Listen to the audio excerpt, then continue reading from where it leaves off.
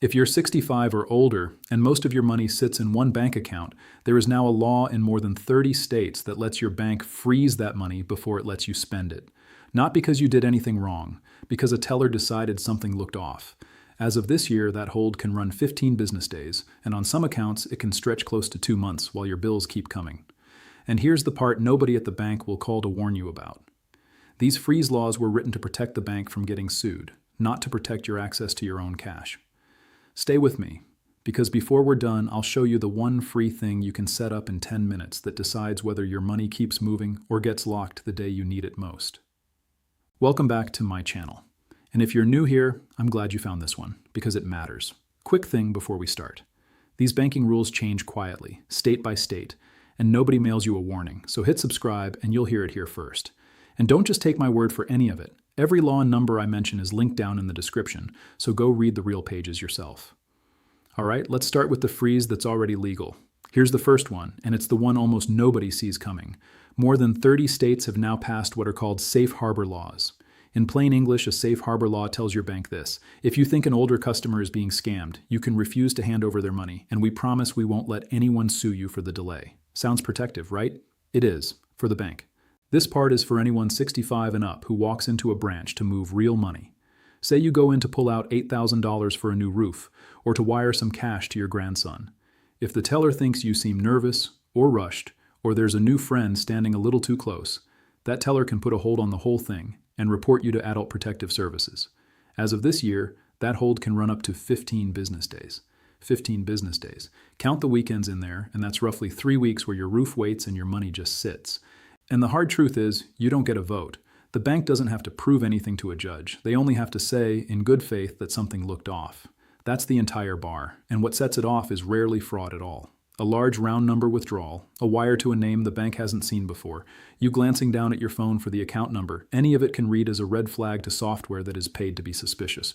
Most folks find out this freeze even exists at the exact worst moment, standing at the counter, needing the cash that day. So which state are you watching from?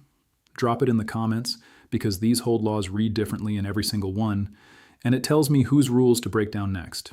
Now that's your checking account. Your retirement money, your IRA, your brokerage account, plays by a second set of rules, and this is the one I really want you to hear, because it's where the longest freezes live.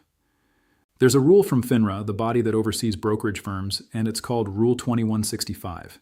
It lets your investment firm put a temporary hold on money leaving your account if they suspect you're being financially exploited. When it first started, that hold was short. Then in 2022, they extended it. A firm can now hold your disbursement for up to 25 business days, and tack on another 30 if they report the matter to a regulator. Add those up, 55 business days. That's almost 3 months where you ask for your own retirement money, and the answer is not yet. And here's the reveal most people never hear. Nobody calls you ahead of time to walk you through the rules. By the time you actually want the money, it's far too late to argue. But there is one thing, one free thing, that changes the whole picture, and this is the open loop I promised you back at the start. It's called a trusted contact. Under a companion rule, FINRA Rule 4512, your firm is supposed to ask you for one, the name and number of a person they're allowed to call if something ever looks wrong on your account. Most people either skip it or they never get asked in the first place. That's a costly mistake, because here's what a trusted contact actually does. When the firm gets nervous and reaches for that hold, they call your person first. Your daughter, your brother, the neighbor you trust, someone who can say, no, that's really him, he's buying a truck, let it through. Without that name on file, there is nobody to vouch for you, and the freeze just sits there, ticking. Think about what's riding on that one phone call. If $40,000 or $50,000 of your own savings is locked up for 2 months, that's 2 months of mortgage, medicine, and groceries you somehow have to cover another way. So the action step is simple, and you can do it this week. Call your brokerage or log in and add a trusted contact. It costs nothing. It takes 10 minutes. And it can be the whole difference between a quick phone call and a 2-month lockout on your own savings. If you do one single thing after this video, make it that one. Bill number 3, and this one trips up honest people who have never broken a rule in their life. Anytime a cash transaction crosses $10,000, your bank is required by federal law to file something called a currency transaction report. That part is normal. That part is not the trap. The trap is what people do when they hear that and think they're being clever. They break the money up, deposit $9,000 today, $4,000 tomorrow to stay under the line. That move has a name. It's called structuring, and it is a federal crime all on its own, even when the money is 100% yours and completely clean.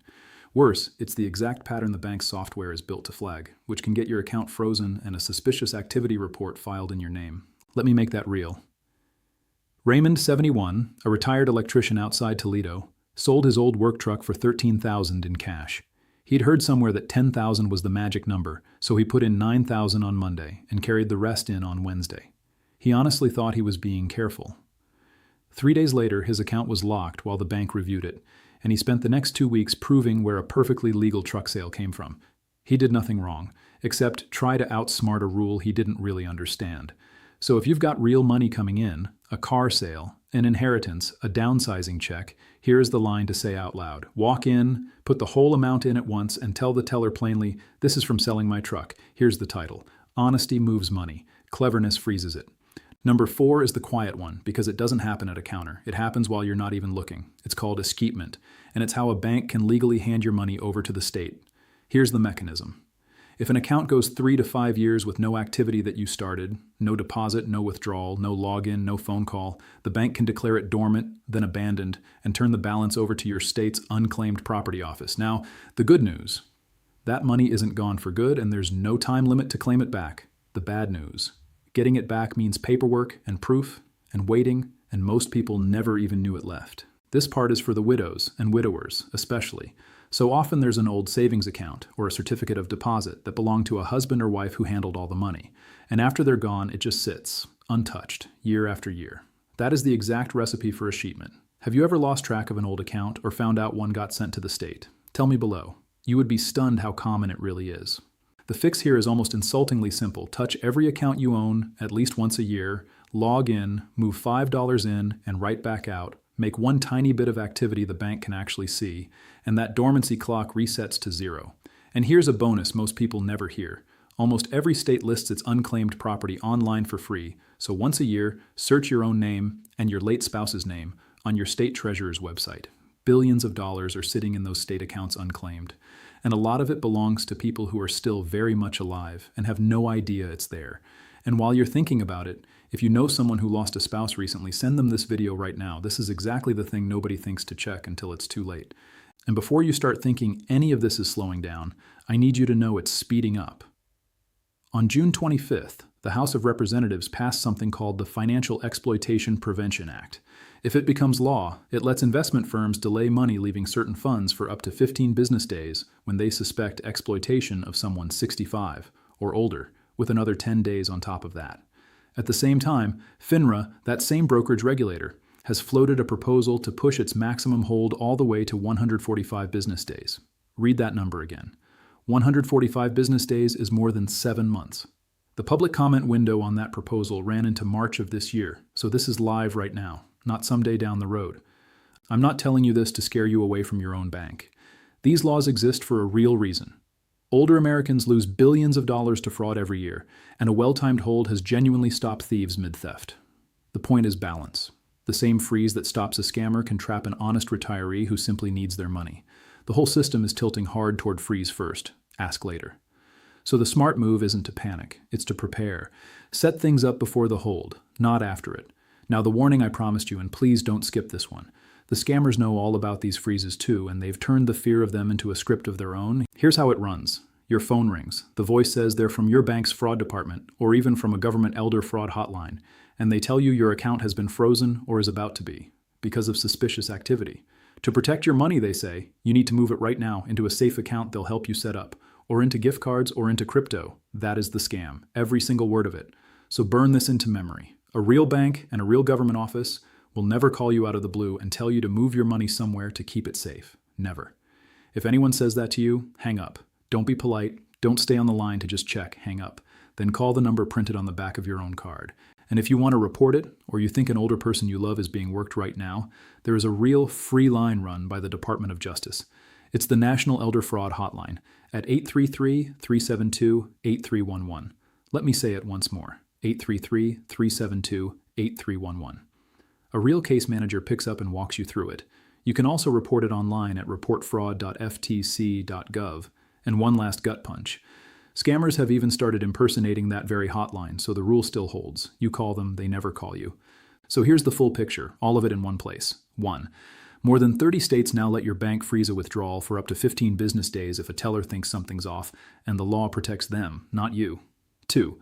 On your retirement and brokerage accounts, FINRA Rule 2165 lets a firm hold your money up to 55 business days, so name a trusted contact today so someone can vouch for you. 3. Never break a big deposit into smaller ones to dodge the $10,000 report. That's structuring, and it freezes honest accounts, so deposit it whole and say where it came from. 4. Touch every account at least once a year so it never goes dormant and gets shipped off to the state. And 5.